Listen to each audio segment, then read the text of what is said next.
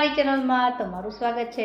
આજે બનાવીશું શ્રાવણ મહિનામાં ફરાળ દરમિયાન ખાઈ શકાય અને સાથે સાથે રક્ષાબંધન પણ આવે છે, તો એની માટે એક એવી મીઠાઈ બનાવીશું જે એકદમ ઓછા સામાનથી બની જાય છે। તો ચલો ફટાફટથી રેસીપી શરૂ કરીએ અને રેસીપી પસંદ આવે તો વિડીયોને લાઈક અને ચેનલને સબસ્ક્રાઈબ કરવાનું ના ભૂલતા। તો સૌપ્રથમ આપણે આજે માંડવી પાક બનાવવાના છીએ, જેની માટે મેં અહીં 2 વાટકી જેટલી માંડવી લીધી છે। તમે કોઈ પણ વાટકીનું માપ સેટ કરીને આ રેસીપી બનાવી શકો છો। હવે આ માંડવીને આપણે મીડિયમ ટુ લો ગેસની ફ્લેમ પર શેકવાની છે। લો ટુ મીડિયમ ગેસની ફ્લેમ પર શેકવાથી માંડવી એક સરખી શેકાય છે અને ફોતરા છે પાછળથી ઇઝીલી નીકળી જશે। જો તમે હાઈ ગેસની ફ્લેમ પર શેકશો તો માંડવી અંદર સુધી બ્રાઉન જેવી થઈ જશે અને માંડવી પાક છે એનો કલર છે સારો નહીં આવે। તો થોડી જ વારમાં તમે જોઈ શકો છો કે આ રીતે હાથેથી કરીએ તો ફોતરા છે ઇઝીલી નીકળી જાય છે। લગભગ લો ટુ મીડિયમ ગેસની ફ્લેમ પર 10 થી 15 મિનિટ થઈ છે। હવે આપણે એક પ્લેટમાં કાઢી લેશું અને એને ઠંડી કરી લેવાની છે। 10 થી 15 મિનિટ જેવી એને ઠંડી થવા દેશું અને ત્યારબાદ એમાંથી ફોતરા કાઢી લેશું। તો અહીં મારી પાસે માંડવી તૈયાર થઈ ગઈ છે। એકદમ તમે જોઈ શકો છો વ્હાઈટ દાણા છે। આ રીતની જ માંડવી છે શેકાય તો આવા દાણા મળે। હવે આનો પાવડર બનાવવાનો છે, તો ફાઇન પાવડર બનાવવા માટે એક મિક્સર જારમાં થોડી માંડવી લેશું અને આને જે પલ્સીસ ઉપર આપણે ગ્રાઇન્ડ કરીએ છીએ એ રીતે ગ્રાઇન્ડ કરવાનું છે। જો કન્ટિન્યુ ચલાવીને ગ્રાઇન્ડ કરશો તો એકદમ પેસ્ટ જેવું બની જશે, જે આપણે નથી જોતું। હવે એકદમ ઝીણી ચાળણી લેવાની છે અને આ પાવડર છે એને ચાળીને જ લેવાનો છે। તો હું બીજી બધી માંડવી પણ આ રીતે પલ્સીસ ઉપર ગ્રાઇન્ડ કરીને તૈયાર કરી લઈશ અને ત્યારબાદ આ બધો જ પાવડર આપણે એકસાથે ચાળી લેશું। અહીં માંડવી પાકમાં એકદમ ફાઇન પાવડર બનાવવાનો છે અને ફાઇન પાવડર મિક્સર જારમાં એકસાથે ન બને। એકસાથે બનાવવા જાઓ તો જે માંડવીનું તેલ છે નીકળવા લાગે છે અને પેસ્ટ જેવું બની જાય છે, એટલે આપણે પલ્સીસ ઉપર ગ્રાઇન્ડ કરીને આ રીતે ચાળીને જ પાવડર તૈયાર કરવાનો છે। તો પાવડર તૈયાર છે। હવે તમે જોઈ શકો છો જે વધેલું છે એનો તમે ઉપયોગ છે એ શિંગદાણા બટેટાની ખીચડીમાં અથવા તો ભરેલા શાકમાં કરી શકો। હવે આપણી પાસે માંડવીનો એકદમ ફાઇન પાવડર તૈયાર છે। આમાં એડ કરવાના છીએ આપણે એ જ વાટકી જે વાટકીના માપથી શિંગદાણા લીધા હતા એ વાટકીના માપથી 1 વાટકી જેટલું સૂકા ટોપરાનું છીણ।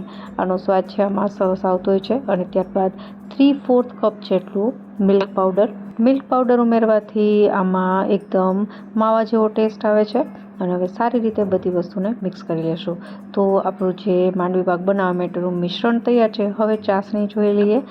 તો ચાસણી માટે એક કડાઈમાં આપણે જે વાટકીના માપથી શિંગદાણા લીધા હતા એ જ વાટકીના માપથી 1 કપ જેટલી ખાંડ લેવાની છે, એટલે કે 2 વાટકી જેટલી શિંગદાણા અને 1 વાટકી જેટલી ખાંડ। અને હવે ખાંડ ડૂબે એટલું જ પાણી, જે લગભગ અડધા કપ જેટલું થશે।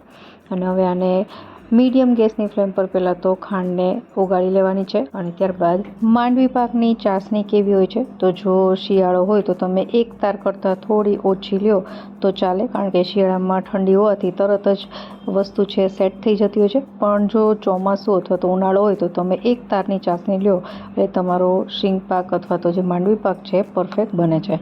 તો અત્યારે હું એને 1 તારની ચાસણી બનાવીશ। તો તમે જોઈ શકો છો કે ખાંડ ઓગળીને ત્યારબાદ તવીથાની મદદથી હું સતત ચલાવતી જાઉં છું હાઈ ગેસની ફ્લેમ પર અને લગભગ 7-8 મિનિટમાં જ ચાસણી છે બનવાનું ચાલુ થઈ ગયું છે। પહેલાં કરતાં તમે જોઈ શકો છો કે બબલ્સ છે આવવા લાગે છે। તો હવે ચાસણી બની ગઈ છે કે નહીં એ ચેક કરી લઈએ। તો આંગળીને અંગૂઠાની મદદથી તમે આ રીતે હાથમાં લઈને ચેક કરો ને તાર બને તો બસ આ રીતનો તાર બને એટલે આપણી ચાસણી બની ગઈ કહેવાય। જો તમારે એકદમ સોફ્ટ માંડવી પાક બનાવવો હોય તો તમે થોડો આનાથી ઓછો તાર છે રાખી શકો। આપણી ચાસણી બની ગઈ છે। હવે ગેસ બંધ કરી દેવાનો છે અને ફટાફટ જે આપણે માંડવી પાક માટેનું મિશ્રણ તૈયાર કર્યું છે એને આમાં એડ કરી દેશું અને સારી રીતે મિક્સ કરી દેવાનું છે। આ જે વસ્તુ છે થોડી જલ્દી કરવાની છે, કારણ કે ચાસણી ગરમ હોય છે તો તરત જ સેટ થવા લાગે છે અને એક વખત બધી વસ્તુ મિક્સ થઈ જાય એટલે અહીં 1 થી 2 ટેબલ સ્પૂન જેટલું ઘી એડ કરવાનું અને 1 ટીસ્પૂન જેટલો એલચી પાવડર।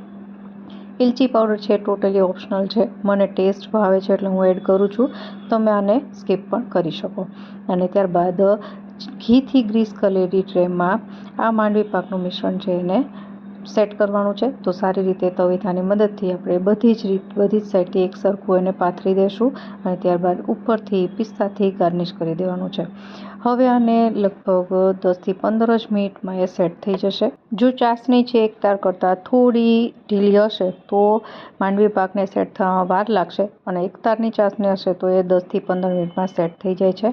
તો મેં અહીં એને સ્ક્વેર શેપમાં કટ કરી લીધા છે અને આપણે એને 15 દિવસ સુધી એમને એમ સ્ટોર પણ કરી શકીએ છીએ અને વધારે ક્વોન્ટિટીમાં બનાવવી હોય તો 1 મહિના સુધી ફ્રીજમાં પણ રાખી શકાય. તો સ્ટેપ બાય સ્ટેપ તમે પણ જો આ રીતથી બનાવશો તો તમારો પણ માંડવી પાક એકદમ પરફેક્ટ બને છે. આશા રાખું રેસીપી જરૂરથી પસંદ આવી હશે. ફરી મળીએ નવી રેસીપી સાથે. ત્યાં સુધી બાય.